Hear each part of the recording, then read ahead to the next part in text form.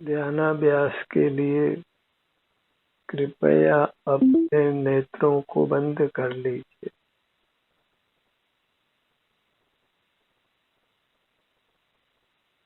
नेत्रों को बंद रखने का अभ्यास कीजिए, क्योंकि इंद्रिय ज्ञान से ही संसार का कुचक्र चलता है।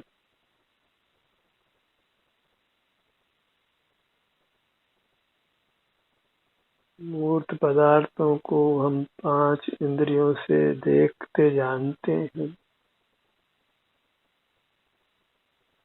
उनके संबंध में चिंतन करते हैं और इस प्रकार अपने से विमुख रहते हैं।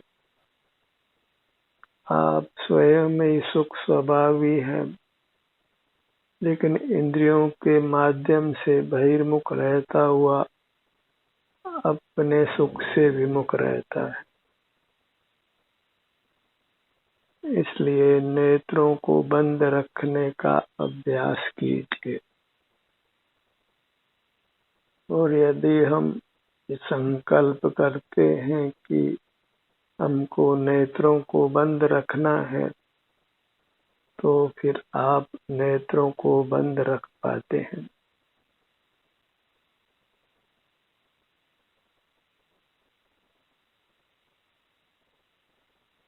नेत्रों को खुला रखना अच्छा नहीं है, अन्य इंद्रियों से व्यापार करना भी अच्छा नहीं है, सुनना अच्छा नहीं है, सूंघना अच्छा नहीं है, चखना अच्छा नहीं है, स्पर्श करना अच्छा नहीं है।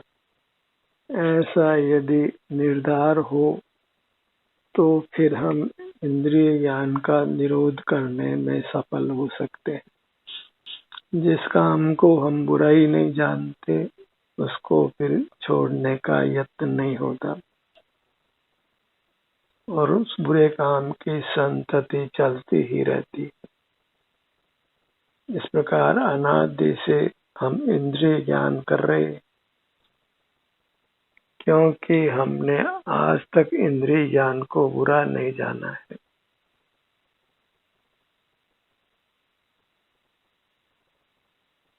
स्वानुभव से सुख की उत्पत्ति होती है और स्वानुभव से सुख होता है, ऐसा भी हमने निर्धार नहीं किया है।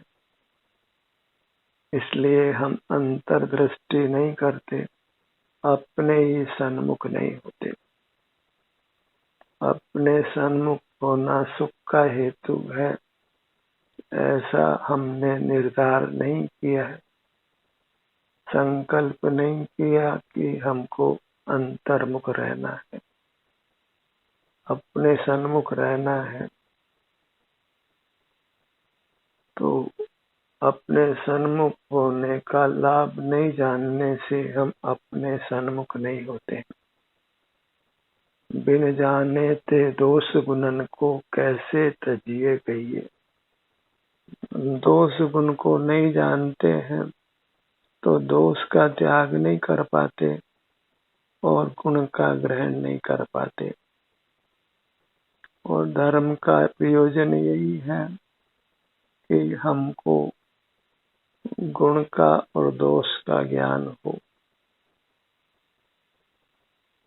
धर्म की देशना यही है कि सुख के लिए हम अपने सन्मुख रहें, मूर्त पदार्थों के सन्मुख नहीं रहें।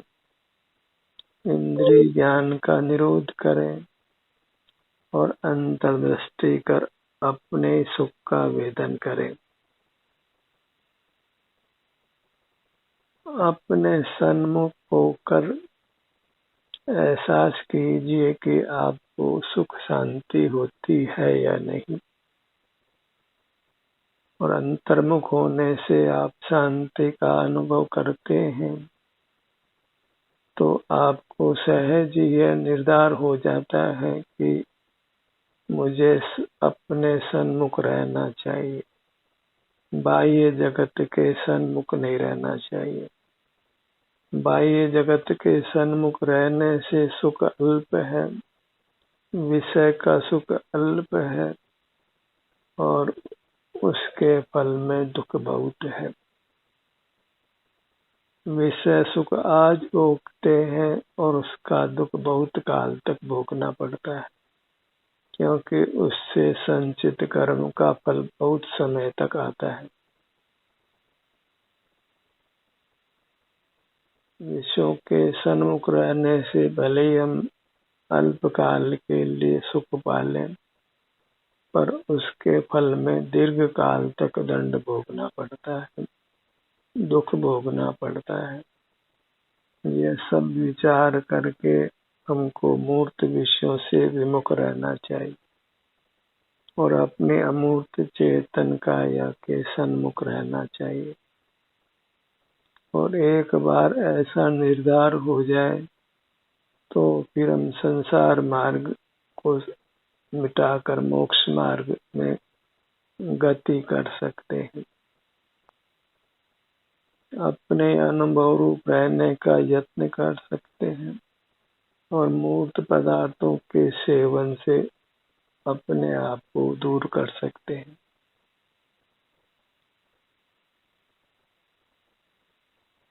अपनी दृष्टि को अपने सिर से पैरों तक ही रखिए, अपना ही संवेदन कीजिए, क्योंकि आप ही आपके हैं। आपके अलावा कोई पदार्थ आपका नहीं है। हर पदार्थ अपना ही स्वामी होता है। हम अपनी अमूर्त काया के स्वामी हैं। इस प्रकार हर पदार्थ अपनी काया का स्वामी होता है, अपने स्वरूप का स्वामी होता है। वो पर के स्वरूप को देखना भोगना अच्छा नहीं है। जिस पदार्थ का हमको स्वामित्व नहीं है उसको भोगना न्याय संगत नहीं है। अपने अलावा सब पदार्थ पर हैं, उनके स्वामी पर हैं। हमको उनको विषय कर भोगने का अधिकार नहीं है और फिर भी हम उनको विषय करते हैं, भोगते हैं, तो फिर मूर्त कर्मों से बंधकर अपने सुख का घात करते हैं। मूर्त कर्म के संबंध से ही हमारे सुख का घात होता है और सुख का घात होने पर हमको दुख का अनुभव होता है। सुख मिटता है तो दुख आता है और अपने सन्मुख रहते हैं तो दुख मिटता है और सुख आता है। जैसे उजाला मिटने पर अंधकार होता है, अंधकार मिटने पर प्रकाश होता है। ऐसे सुख दुख एक दूसरे के विलोम हैं और उनके कारण भी एक दूसरे के विलोम हैं। बहिर्मुखता से दुख होता है और उसके विलोम अंतर्मुखता से सुख होता है। इस प्रकार सुख दुख परस्पर विरुद्ध हैं तो उनके कारण भी परस्पर विरुद्ध हैं। बहिर्मुखता अंतर्मुखता विलोम है, ऐसे ही सुख दुख विलोम है। पर पदार्थ और स्व पदार्थ विलोम है। बहिर्मुखता का विषय पर पदार्थ है और अंतर्मुखता का विषय स्व पदार्थ है। इस प्रकार पर पदार्थों के सन्मुखता को छोड़कर अपने पदार्थ जो अपने अमूर्त काया है उसके सन्मुख रहना है। इतना निर्धार एक बार हम कर लें तो फिर हम मोक्ष मार्ग में गमन कर सकते हैं। फिर भले ही समय लगे लेकिन मोक्ष को पा लेते हैं। जब हम अपराध छोड़ देते हैं, दोष छोड़ देते हैं और निरपराध होते हैं, गुण को अपना लेते हैं, तो दोष के दंड से बच जाते हैं और गुण के फल में सुख पाते हैं। सुख हमारा ही गुण है, हमसे ही सुख की प्राप्ति होती है। इसलिए हमें अपने से ही युक्त रहना है। और उसमें पूर्ण स्वाधीनता है, क्योंकि अपना बिछोह कभी नहीं होता। अपनी अमूर्त काया चूंकि हम ही हैं, अपने अस्तित्व का कभी अभाव नहीं होता, क्योंकि वस्तु अनादि निधन है। बस बहिर्मुख होने से हम अपने से विमुख होते हैं, पर उससे अपना अस्तित्व नष्ट नहीं होता है। अस्तित्व बना है, लेकिन अस्तित्व का सुख नहीं भोग पाते, और पर के अस्तित्व में हमारा सुख नहीं है, इसलिए उसको विषय बनाने से हमको सुख की प्राप्ति नहीं होती। और यह सब कुछ हमें अनुभव से निर्धार करना चाहिए। केवल युक्ति से कुछ भी फल की प्राप्ति नहीं होती। युक्ति के साथ अनुभव से परीक्षा होती है, तभी फिर हम विपरीत मार्ग को छोड़कर सही मार्ग को अपनाते हैं। अपना ध्यान अपने चेहरे के भाग पर लाइए और निर्धार करिए कि अपना चेहरा मूर्त नहीं है, अमूर्त है,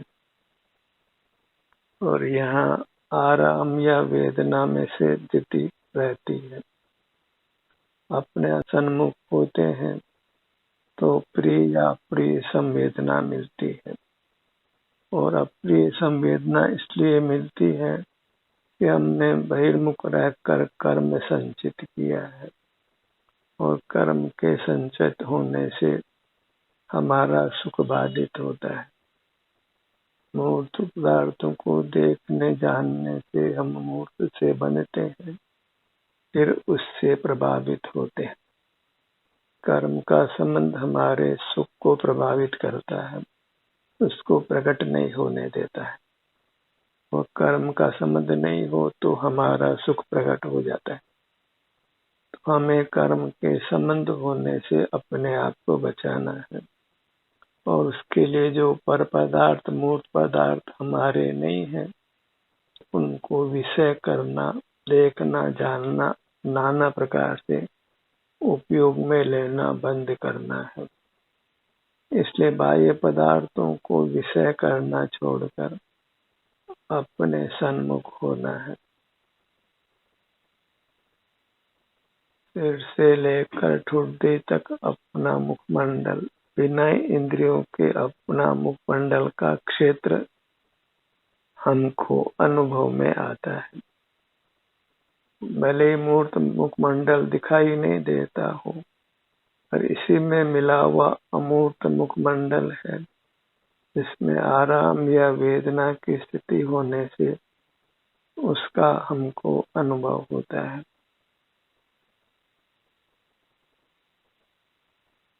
और चूंकि हमने बहुत कर्म संचित किया है, हम बहुधा ही बहिर्मुख रहते हैं, इसलिए अपने पूरी काया में मूर्त कर्म ठसाठस भरा हुआ है, और उसको पृथक करने के लिए हमें ध्यानाभ्यास करने की अति आवश्यकता है। अपने सन्मुख रहने की अति आवश्यकता है, और सहज ही हमको ऐसी शक्ति प्राप्त है कि हम बहिर्मुख हो या अंतर्मुख हो। तो अंतर्मुख होने की जो शक्ति हमें प्राप्त है, उसके द्वारा अपने मुख को अपने मुखमंडल पर लाइए। इसी प्रकार हमको अपने मुख को अपने सर्वांग के सन्मुख करना है। बारी बारी से हर भाग के सन्मुख रहना है। अपना हर भाग अपना है, हम उसके स्वामी हैं, और हमें उसी का भोक्ता होना है। जो पदार्थ अपने नहीं है, उनका भोक्ता होना योग्य नहीं है, उनको देखना जानना योग्य नहीं, उनके साथ कुछ भी चेष्टा करना योग्य नहीं। सिर का भाग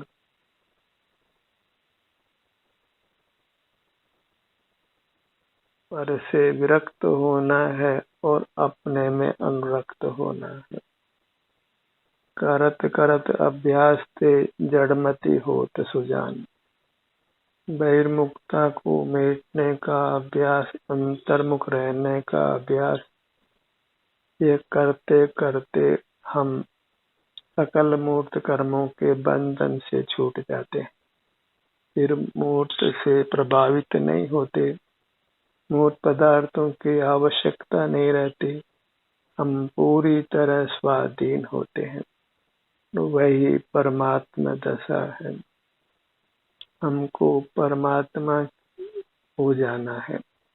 केवल किसी कल्पित परमात्मा की भक्ति करने मात्र से हम अपने सुख को नहीं पा सकते।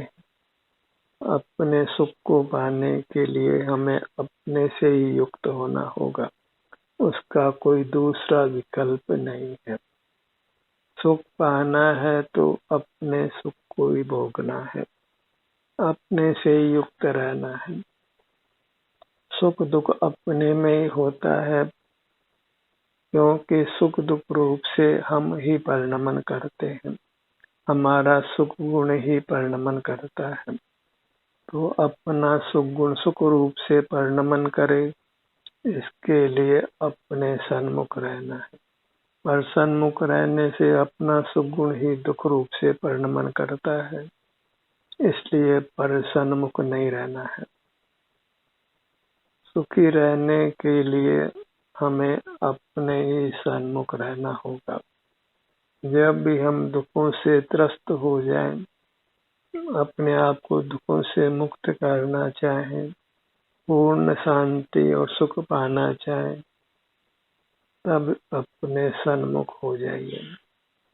अभी दुखों से वैराग्य नहीं हुआ हो, पूर्ण सुख की इच्छा नहीं हुई है, विषय सुख से विरक्ति नहीं हुई है, विषय सुख में ही सुख लगता है, पर पदार्थ मूर्त पदार्थों से ही सुख लगता है, तो फिर मोक्ष मार्ग अभी दूर है।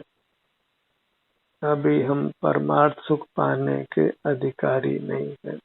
अभी संसार में ही फिर संसरण करते रहना होगा। अभी तो भले ही दुख नहीं हो, लेकिन कालांतर में कब कौन दुख आ जाएगा कोई नहीं जानता है। जब अपने से विमुख हैं तो कब तक हम दुख से दूर रह सकते हैं। जगत के सन्मुख रहा हुआ जीव कब तक दुख से बचेगा। कभी न तो कभी तो कर्म आकर उसको दबोच लेगा और कोई दुर्घटना होगी, कोई असाध्य रोग होगा, नाना प्रकार के कष्ट के कारण उपस्थित होंगे, तो वह जोखिम लेना योग्य नहीं है। अन्य जीवों को दुखी देखकर ही समझ जाना चाहिए कि यदि हम सावधान नहीं हुए तो वो दुख हम पर भी आ सकते हैं। हम कोई अपवाद नहीं हैं। जैसे अन्य जीव हैं वैसे ही हम भी जीव हैं। जैसे अन्य जीवों को दुख होता है वैसे ही हमको भी हो सकता है, यदि हम दुख के कारण को जानकर उसका अभाव नहीं करते हैं, उसका निरोध नहीं करते। दुख का कारण इंद्रिय ज्ञान है, जो दुख का कारण सा लगता ही नहीं। क्रोध, मान, माया, लोभ, ये हमें बुरे लगते हैं। आशरति, अरत्य, शोक, भय, जुगुप्सा, वेद, कसाए हमको बुरी लगती है। हिंसा, झूठ, चोरी, कुशील, परिग्रह हमको बुरे लगते हैं, पर बहिर्मुखता से ये पैदा होते हैं। पाप और कसायों का कारण इंद्रिय ज्ञान है, वह तो हमको बुरा नहीं लगकर अच्छा लगता है। तो फिर हम कसायों से, पापों से चाहकर भी मुक्त नहीं हो सकते। क्रोध नहीं करना चाहते हैं फिर भी क्रोध होता है। लोभ करना नहीं चाहते हैं फिर भी लोभ का परिणाम आता है। ऐसे ही सर्व प्रकार के कसाई, सर्व प्रकार के पाप के परिणाम हम नहीं करना चाहते हैं फिर भी होते हैं, क्योंकि उन सब का कारण इंद्रिय ज्ञान है। वह हम नहीं जानते हैं, इसलिए इंद्रिय ज्ञान का निरोध नहीं करते। इंद्रिय ज्ञान को तो हम भला जानते हैं, अच्छा जानते हैं। इंद्रिय ज्ञान के अभाव के नाम से ही हमको डर लगता है। तो ऐसे संसार बना ही रहता है। कोई जीव मरना नहीं चाहता है लेकिन उसको मरना ही पड़ता है।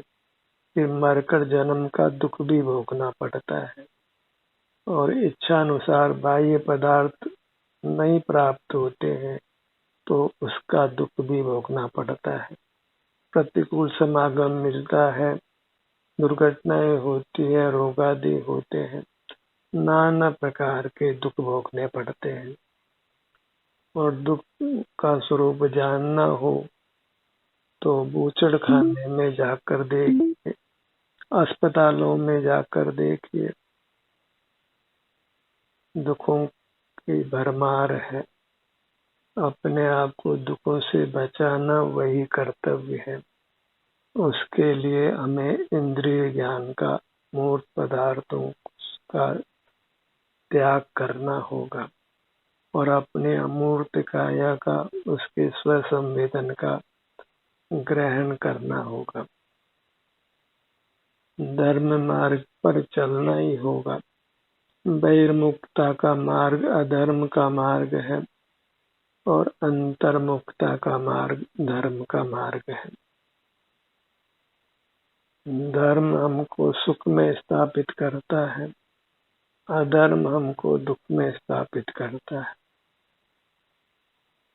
तो हमें धार्मिक होना होगा और धार्मिक होने के लिए हमें अपने से युक्त रहना होगा, अपना ही अनुभव करना होगा, अपने को ही भोगते हुए रहना होगा, अंतर्दृष्टि करके अपने सन्मुख रहना होगा, अपने में लीन रहना होगा।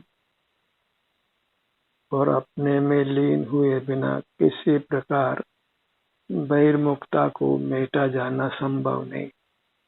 और बहिर्मुखता रहती है तो कषायें भी रहती है, पाप परिणाम भी होता है, कभी कम कभी ज्यादा। अनचाहे ही कषाय का परिणाम होता है, अनचाहे ही पाप का परिणाम होता है, अनचाहे ही हम बीमार पड़ जाते हैं। क्षुधा, त्रसा, निद्रा आदि कष्ट हमको बिना चाहे ही होते हैं। कौन भला दुख को चाहता है, पर दुख के कारण को चाहता है तो फिर दुख का अभाव नहीं होता।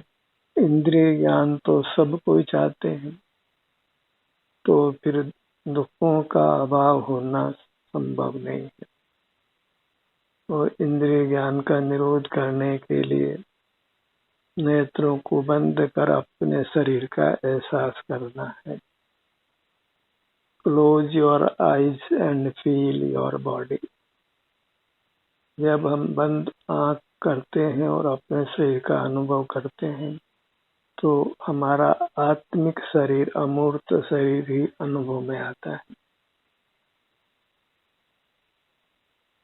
वह हम स्वयं हैं और स्वयं का भोग निर्दोष होता है, पर का भोग ही सदोष होता है।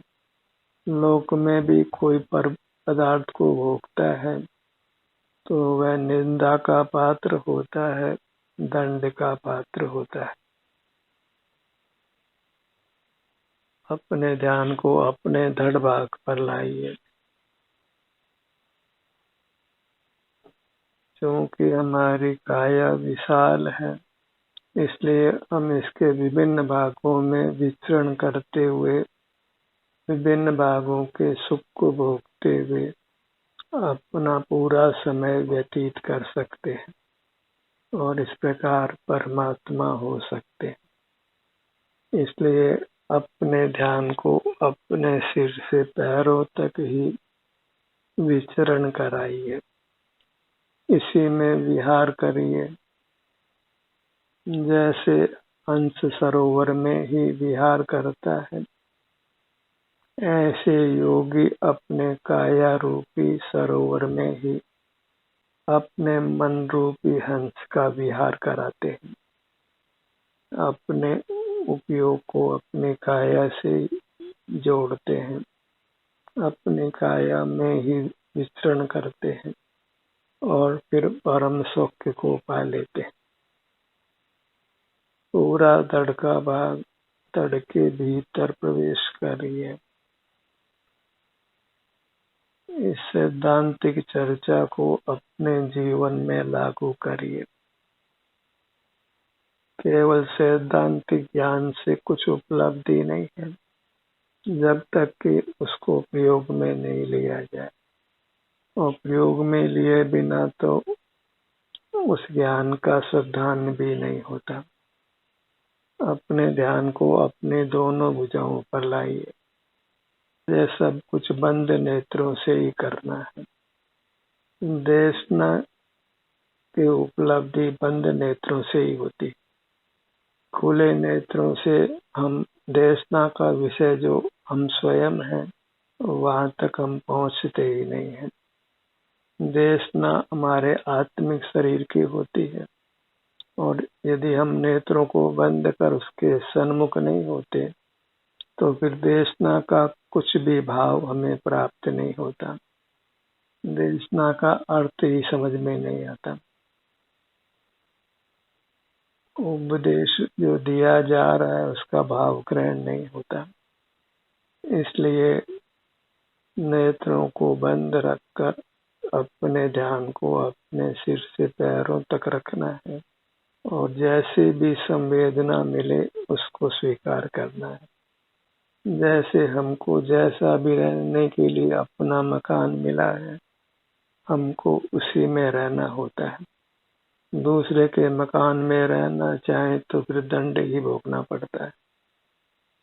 जैसे भी अपनी अमूर्त काया है, हम उसी के स्वामी हैं, हमें उसी को अंतर्दृष्टि से भोगते हुए रहना है।